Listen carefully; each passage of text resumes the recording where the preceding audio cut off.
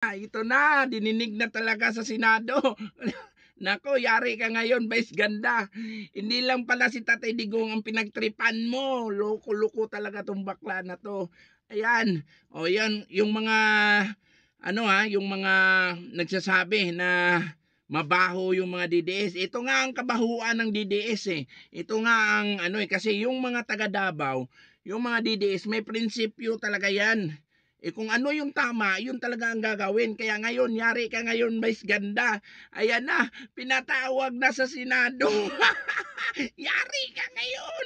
Ikaw bakla ka. Ayan, mag-isip-isip ka na at maganda ka na sa isasagot mo dahil pinatawag ka na talaga ni Senator Marcolita. Ayan, pati pala si Senador Marcolita, pinagtripan mo pala noon, ha?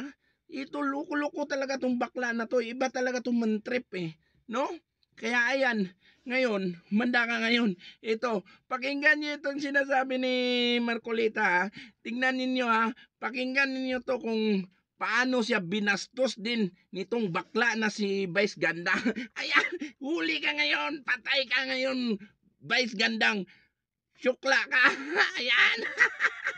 Ayan, pakinggan. Katulad po ng halimbawa, itong AB Leisure Exponent Inc. Yung mga games niya po, ito yung VG Plus, Arena Plus, Bingo Plus. Ito po yata yung nag-sponsor nung isang concert. Ngayon lang, pati po ako ay kanyang idinawit. Nagpapatawa po siya. Nakita niya yung dating Senador Grace po na nagtatawa. Natawa po at siguro naging successful siya. Napatawa niya si Senador Grace po. Bigla ba niya naman sinabi, tingnan niyo yung mukha ni Marcoleta kung matatawa kayo. Napakawalang hiya ng tao na yun. Sulit Duterte. Yan. Maghanap ka ng ibang gagaguhin, tarantaduhin mo. Yan. Yari ka ngayon dyan, Vice Ganda. Yan. Buti nga sa'yo. Ano kayo ngayon mga ngagba, yung mga kakampi mo mga bangag dyan